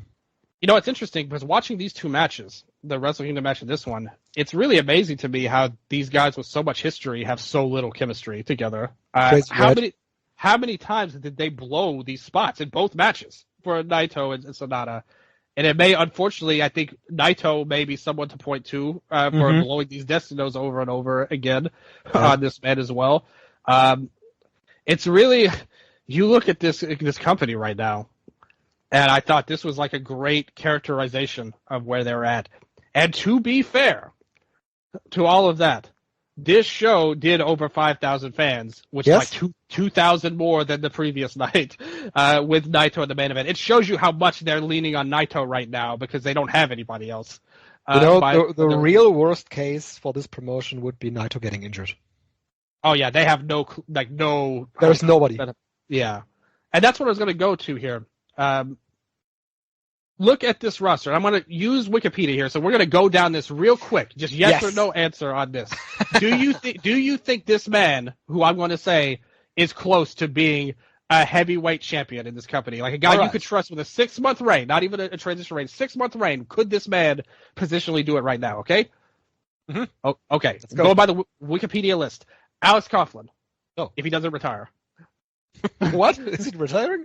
Well, some people have rumored that because Finley said there was a big change. That's a rumor going on. So we don't know. It's not happening yet. It's just something that's been spoken about out there. Bad Luck Fale. No. Callum Newman. No. He even a heavyweight? This is a question. I question it. Yeah, I'm with you. Chase Owens. Maybe they think yes. Maybe in Gato's mind, but realistically, no. Finley. I think they could go there, but I wouldn't do it. Yeah, I think no. Like if you had said it after the cage match, I would have said yes. After the loss, I'd say no. Phantasmo. But it's to remain with Finley for a bit. Yeah. That is absolutely what they would do. It's their line of thinking. I agree. Well, especially with him specifically, he's been so back and forth over and over. So they kind of it feels like they wake up one day and be like, Finley, he's the guy. And then another day, like next week, they'll wake up and be like, Finley, let's get the title off him. Who else can we get that WWE recently fired? Well, I'm sure they'll find somebody. Yeah. But let's just put him as a maybe. He's better than the other one so far, for sure. What about Phantasmo? No. What about Evil? It's actually not the worst choice, to be quite honest. They've given him, he has gotten a realistic push, unlike everyone else here that we've listed so far. He's probably the best pushed guy of anyone who's listened. Yes. Yeah, you're right. Gabe Kidd. No. Okan. No. Yeah, the word. Like I said, he might be the bottom. Yeah. I want to add some more no's to that. No. Yeah. No. Callum Newman might be better than Okan at this point. More realistic. Even though he's not a heavyweight. He's not even a heavyweight. He's a better position heavyweight than Okan. Yes. Hinari. No, not at all. Even though like I said, and some of these guys I like. I love the guy, but no. Yeah, we're talking about realistic champions here. Hikuleo. No. Goto. No. And the sad thing is he might be the best option that we've said so far, even in this twilight portion of his career, because he's at least had a legitimate tag run that you could transition, and he's a legacy character. But what has he been doing since? And that's the thing. Like, there are no good options. Tanahashi. No. That's the thing. Like, it feels like he can't do it, but, you have to wonder if they'll push him. Yeah. Tenzan, Let's say obviously, no. if Tetsuya Naito gets injured, they'll definitely make the call to Tanahashi. That's what I'm saying. That's what we're trying to figure out right now. Let's say Naito wins. Right now, so would you say Tanahashi's the best person we've said so far? Yeah. Yeah, me too. I agree with that. Cobb. No. There was a time when he went undefeated in the G1 and they had the rivalry with Okada. They could have pushed him, but they lost that chance, and I think it's gone now, unfortunately. Kenta. No. That would be like the worst case scenario in terms of work rate. Really? So, Yeah. Riddle. No. Mad Mikey Nichols. Well, he at least would be motivated, but no. I love him, but yeah, obviously not pushed. What about Nemeth? No. I would put Tanahashi above him, personally. Yeah. Finlay too. Yeah, I agree. Even What though about... he beat him?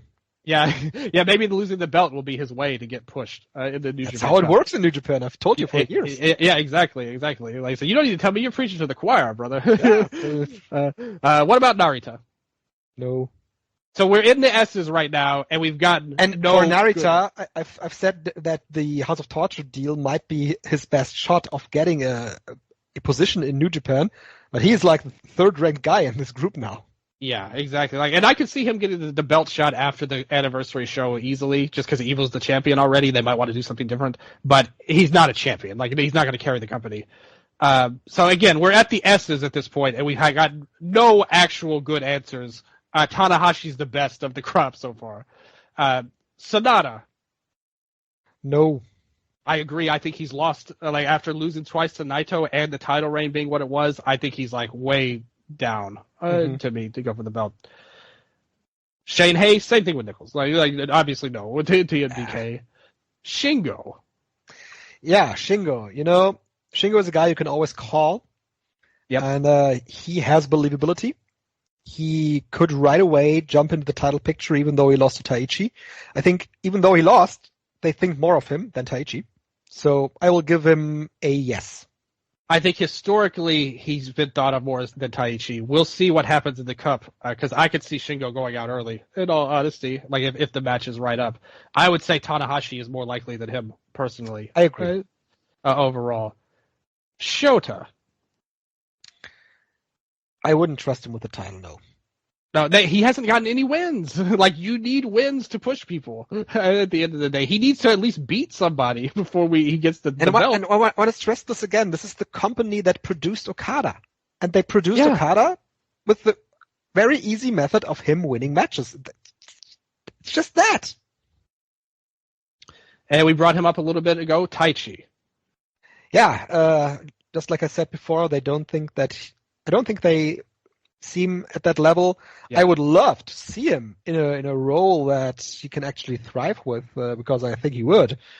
But I don't think that he's in the conversation.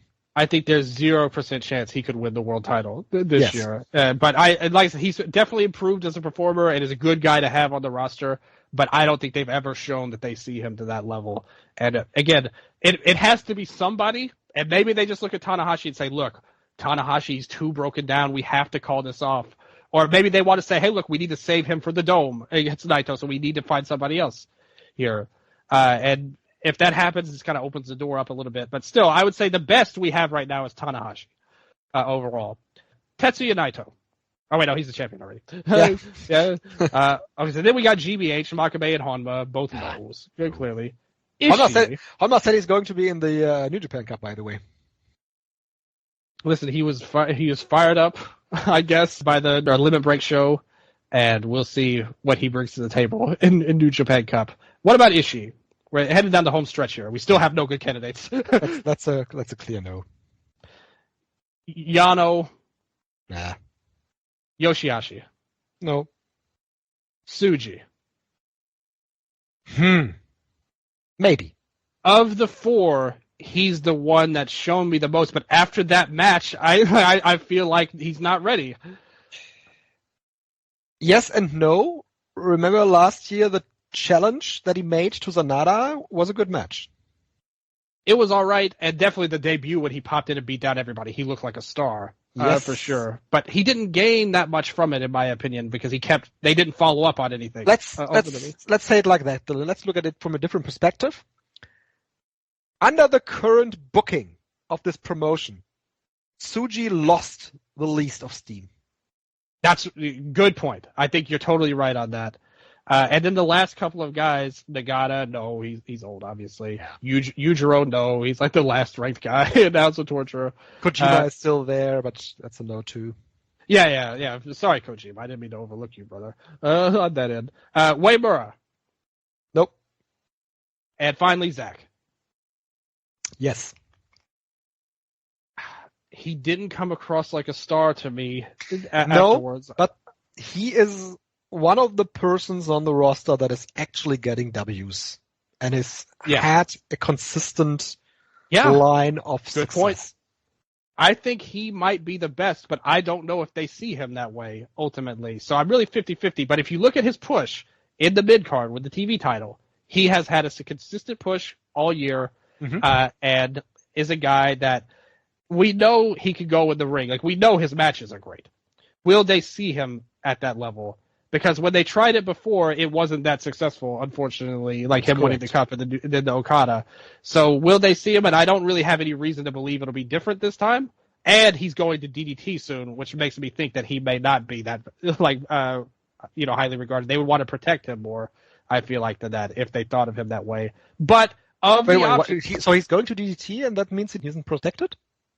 No, I think if they saw him as a true star, they wouldn't want him to go to a lower company in their eyes. They usually send the old guys to the other companies and things like that. Do you think that they consider Hiromu Takahashi a star? They consider him a junior heavyweight, which is not a star. If they thought he was a star, he needs to be a heavyweight main eventing, not doing junior heavyweight stuff. Right. Yeah. But even he could be if they make him a heavyweight. But if he's in the juniors losing to Doki, that's not a star to me. Yep. But that's the thing. Like, so right now, because the thing is, a lot of people had said something like, New Japan has this great roster to look at. But if you look at this roster and they do. They have a box of great tools. They do. But some of these tools, or a lot of these tools, they just don't see as the ones that will work out to make them a successful company. I don't think this is a great roster at all, to be honest with you. And I there's guys that are good wrestlers for sure, but in terms of star power, I think you could argue for all. Yeah, but that's a self-made problem. It's a self-made issue. But if we're going to say the same thing about Noah that we said the last episode, I think we have to take the same look at New Japan here, because to me, this is worse than Noah right now. Like the names we've rattled off and where they're at on the card. I think there's more guys that they've done damage to on this roster than even them. And what a shame that we're in that position right now, heading into the New Japan Cup. That's definitely a great point, yeah. And we couldn't find a star. Like the closest we got was Tanahashi. And they can't even trust him with a TV title. I will forever make this point that I've made years ago, that they haven't pushed a guy to become a star since Okada.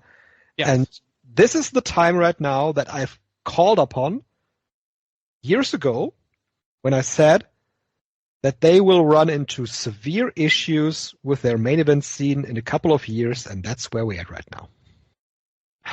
And it's just such a shame, because there are great guys. Like, look at what they could have done. You mentioned Hiromu. Why haven't we had him versus Naito yet after all of these years? I have no idea why that match isn't happening again. It had the chance. There's no reason to end the title reign. You had every reason for him to get that record. What are they waiting for? And it's becoming to the point where it's going to be too late. It might already be too late. Like, Naito is not looking good right now these days in the ring. The one reason that this match is not happening at the anniversary would be that they want to save it for a bigger moment. But is that ever going to happen? That's the next question.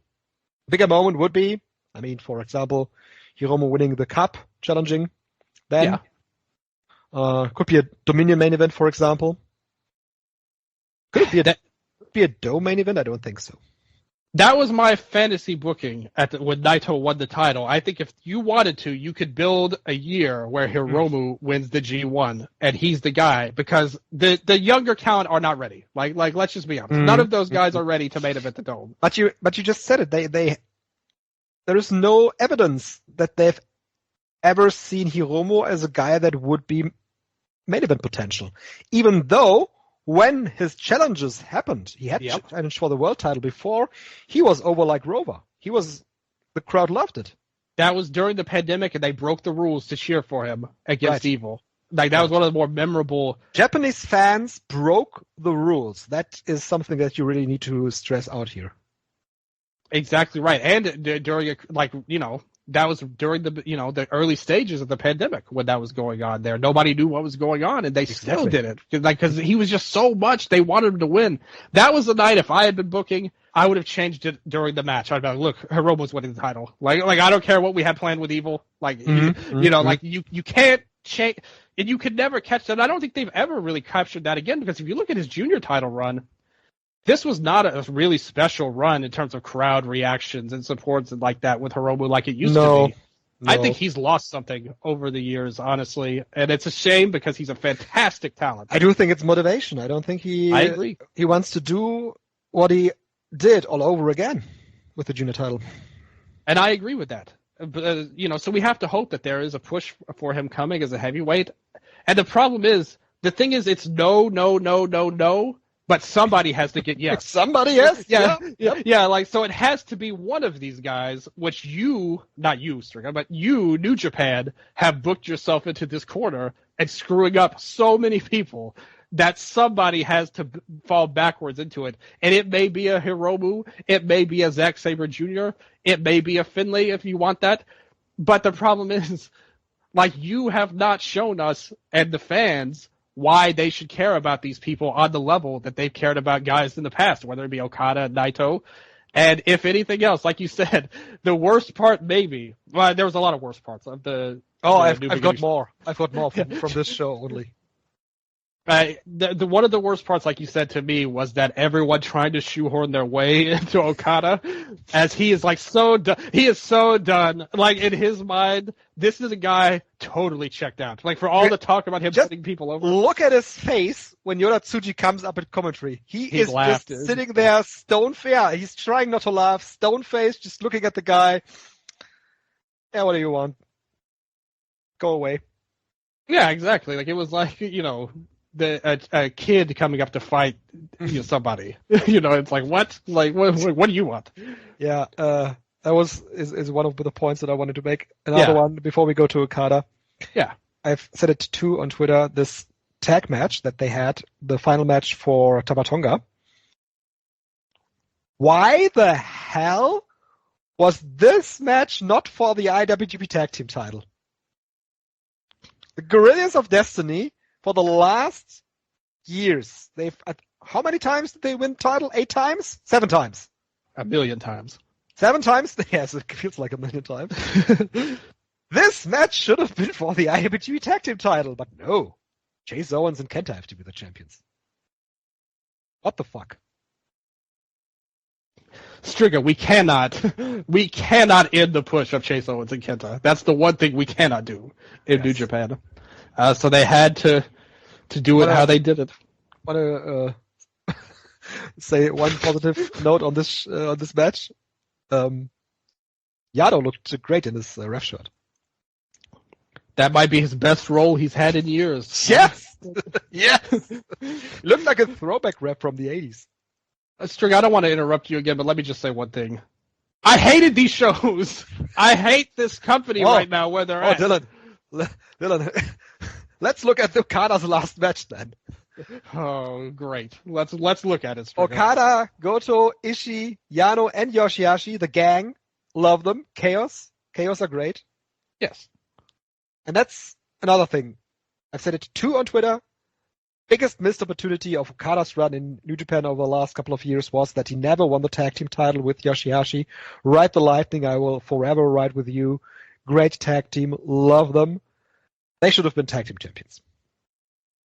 Oh, we were saying that 7-8 years ago, and it was true then, and it's still true now. And they faced Francesco Akira, Great Okada, Henare, Jeff Cobb, and because Henare was in the match? No, he was not in the match. That's wrong on Cage Match. Oh, no. Henare was out, right? Yeah, he was. Yeah, because he had the head injury in the cage. There's a mistake on Cage Match, actually. Henare was not in the match. Riddle was. And the crowd was so dead for any time when Riddle came into the ring, and it was such an awful way, such a weird and awkward way for Okada to have his final match in New Japan, to have this match here with a crowd that that reacted when he was in the ring, and that was it. I feel bad because you forget the one who replaced him was Newman, and he took the fall on top of it. In the match. Yeah, took the Rainmaker. It's just so funny. This tells me right here that Okada is so ready to leave, like so checked out. Everything about him in the last few shows has been somebody with not to say that he doesn't have any emotions about it.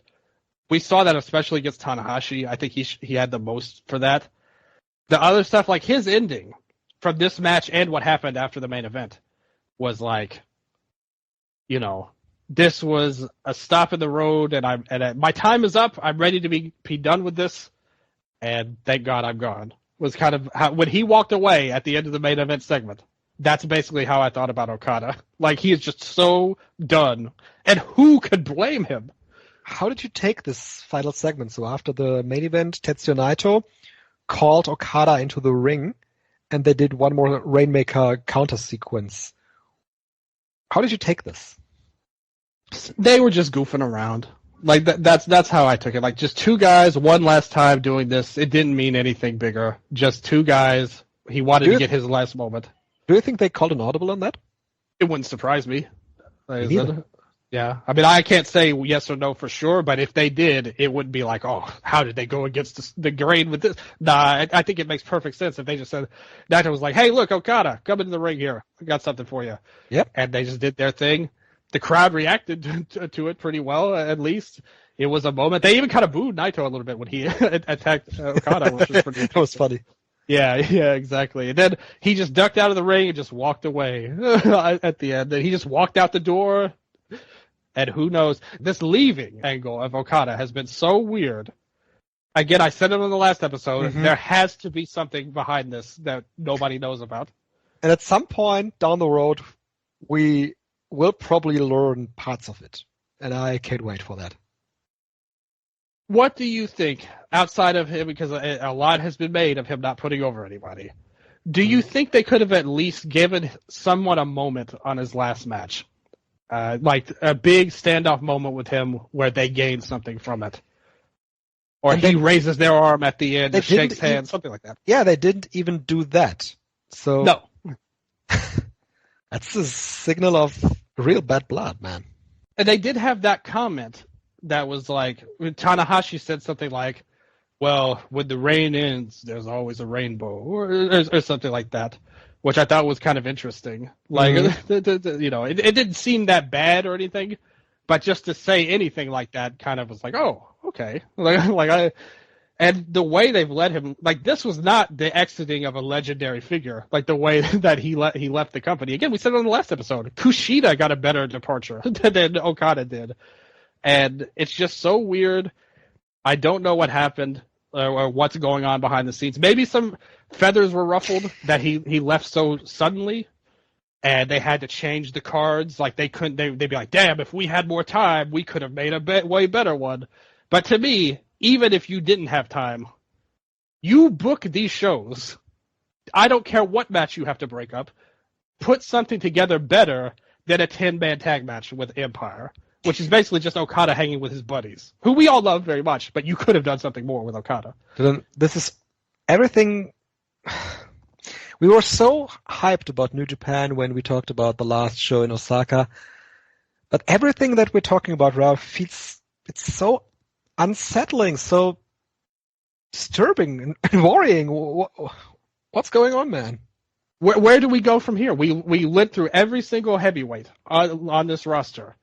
Where do they possibly go next from here? Who wins this New Japan Cup? Because to me, who wins the New Japan Cup? That's a good question. Yeah, as I said, we said no to pretty much every name that we listed, but that means somebody has to get a yes. But would you say it's a given that Naito defends against the New Japan Cup winner?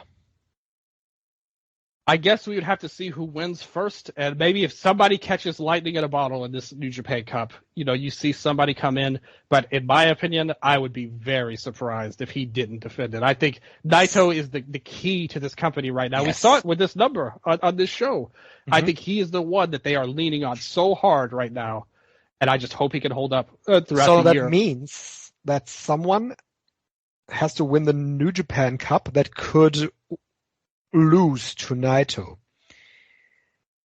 And that tells me that it's not going to be Zack Sabre Jr. because I wouldn't have him lose right now.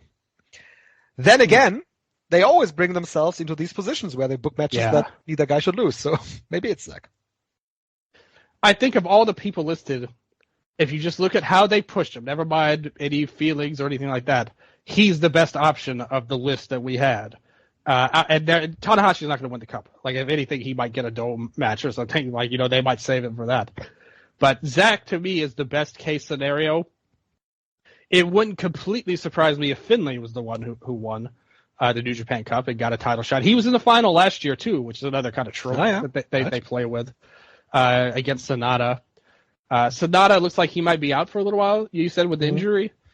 So he wouldn't be in the cup then. Or you could do a rematch of that and kind of play around with that. I think Finlay, Zack, Tsuji, again, of all the four young guys, he's the one that I think I would put the most stock in winning. And I would also say that if he racks up some big W's in the New Japan Cup, he could afford a loss to Naito. Oh, I totally agree with that. I don't think anybody on this roster is too big of a star to lose to Naito at this point. I think there's like Naito 1, and then a big, big gap to whoever number 2 is right now. And they need to work to get people up to that level. But I think, and also if Tsuji were to win, he has an advantage over the other guys too, that he has an obvious story being a part of LIJ with Naito that would play into Naito's character. You could see Naito maybe pushing for something like that. Shingo's another guy, even though he just lost to Taichi. Maybe that Taichi loss could be something we see play in the tournament where Shingo gets his win back over Taichi there, and that could lead him onto something and give Naito a match that he wants. I wonder how much if Naito's kind of pushing for a lot of stuff now, because it seems like the company's in a little bit of disarray. Gedo's doing crazy stuff to like self-indulgent booking all the time. Could they lean upon Naito a little bit and ask his opinion on what he thinks, which would lead to his guys probably being 2 of the candidates? So I could see something like that too. I don't think you can write off almost anybody at this point because, again, like nobody is head and shoulders above everyone else, in my opinion, heading into this, which could be exciting, except the problem is the way they've got there is basically the most ass way possible that you could do it. So actually, nobody's that exciting. They've washed away all the excitement that they had from the Osaka show. And they built up Zack and Finlay so much, man. It's like all the War Dogs you could do something with if you wanted, but Finlay's the guy they go with. But yeah, I think Zack would probably be, if I had to pick anybody, the favorite. But I could also see Finlay getting it. We'll have to see the brackets before we have a better prediction. We should. Yeah, but since we don't have the brackets, I think that's all we can say right now about New Japan. Yeah. It's all very disenchanted, right? I'm disenchanted. It's such a shame because the last episode we had so much positive vibes coming off of that great show, and now it feels like they're lower than they were. And last year was not a good year for New Japan, but right now I think I'm lower on them now after these shows than I ever was in 2023. Wonder what they have coming up for the anniversary, except for Naito and show. Yeah, but that's not giving me a lot of confidence, to be honest. That kind of match being the match they built to. But on the other hand, to end this on a somewhat positive note, we had two really good shows. The Wrestle Kingdom wasn't like a great show match quality wise, but it had the spectacle of everything. It felt like a big show. It was good. We had positive vibes on that show, I would argue, if you listen to our review of it. And then the New Beginning in Osaka, we loved it so much. We talked about how great it was. And then in less than 2 weeks, it all went to hell and back, pretty much. So with that said. Also, positive note, Dylan, Fantastica Mania was a really, really good tour. That was good. Enjoyed a lot of that. And that was before the Sapporo shows that ruined everything. So exactly. It was still good vibes. In between Osaka and Sapporo, it was a good tour. Rocky Romero versus Volador Jr. from the 18th, as well as Soprano and Templario from the same show. Great matches. And Atlantis Jr. Exactly, yeah. Atlantis Jr. Who did he face I'm just looking at the match guide, and that match isn't right popping up. What I was going to say was Mascara Dorada versus Stuka Jr. That was a good match. Stuka was such a great base for Dorada in that match. Yeah, it was Atlantis Jr. and Hechicero. Oh yeah, right. That was good too. Yeah. Yeah, that was like one of my favorite matches of the tour. Yes. Yeah, so Fantastica Mania really good. But you had another point. I was just going to say, look at how fast it all went to hell. You had a good Fantastica Mania less than 2 weeks after the last show. Who's to say in another 2 weeks they won't find a way to turn it all around and something crazy happens? You have to think they have some kind of plan to combat Okada and Ospreay leaving. Something big has to be in their pocket, maybe. We can't say that for sure, but we can hope for it. And maybe just as fast as it all went down, maybe they can bring it back again. It sure can. It sure can. Yeah. But once again, I want to say it again. They had the lightning in the bottle right there. Yeah. But they washed it away with these decisions that they made. And these decisions that they made, they don't make me very hopeful and positive for what's going to happen at the anniversary. That could change, yes, but as I'm looking at all the cards that are on the table, I'm not positive. I agree, but we can hope at least. Sure. It's Yeah. Man. Well, that's it. That's the Eastern Lariat.